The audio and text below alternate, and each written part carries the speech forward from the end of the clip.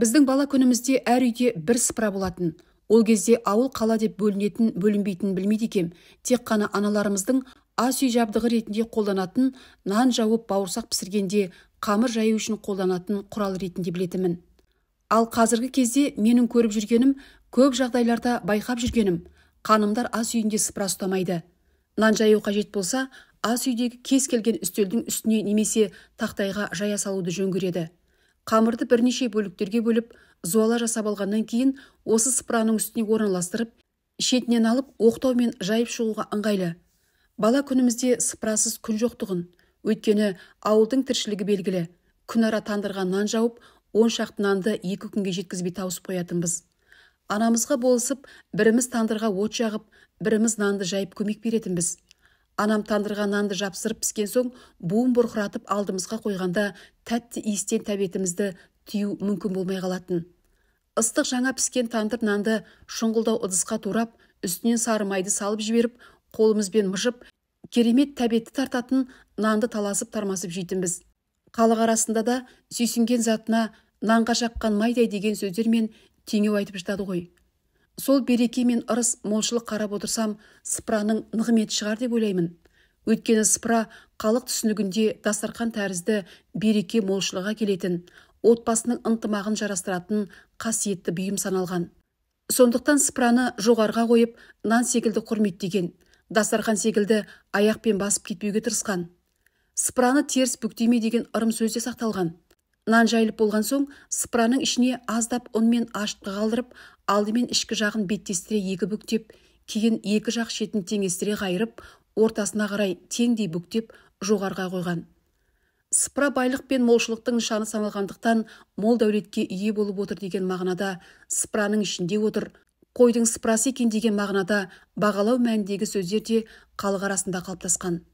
Қазіргі кезде көп айтылмайтын шығар, бірақ көненің көзін көрген, салт дәстүрімізді құрмет тұтатын кез келген жан мұны түсінеді деп ойлаймын.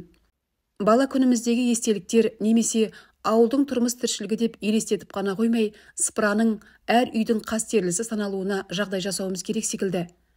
Әр үйдің отанасы осыған мән берсе, отбасының ырысы мен несібесі артып, берекелі жанұяға айналары сөзсіз. Мен өз басымнан өткен бір мысалды айта кетсем, сөзім нанымды болар. Шаңырақ көтерген алғашқы бір жыл ата-енемізбен бірге қара шаңырақта тұрдық. Ол жақта ас үйге қажетті бұйымдардың барлығын табатынбыз.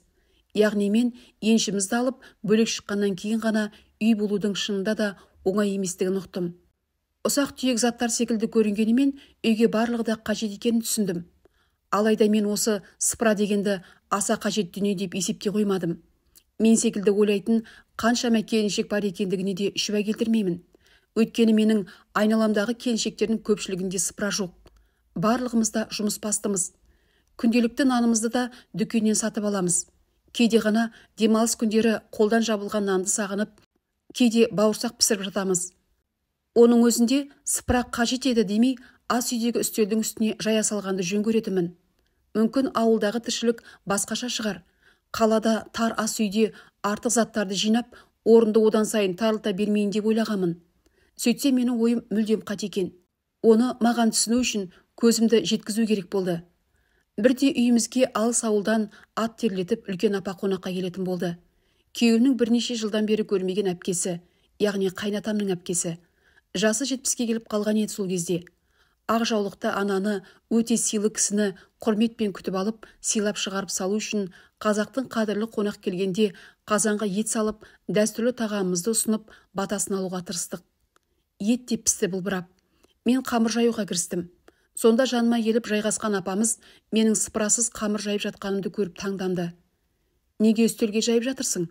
Астына сыпыра жайып, арнайы нан жаятын тақтайға жаймайсың ба деді.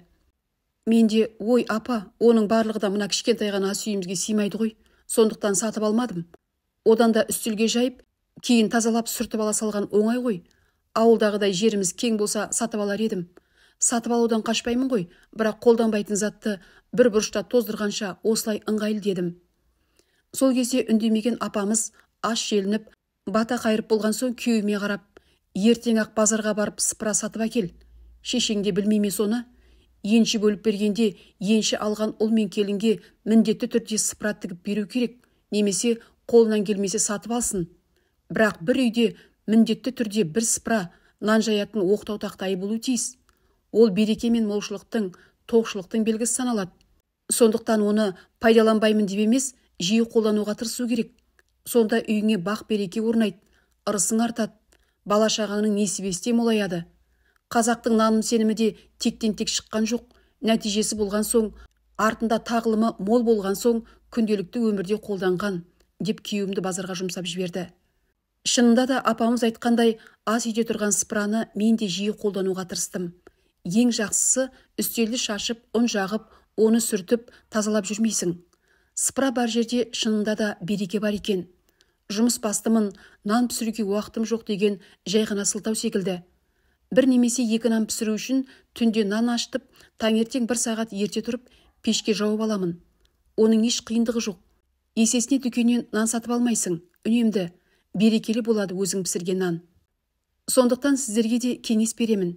Үйіңізде сыпыра жоқ болса, қазір-ақ барып біреуін сатып алыңыз.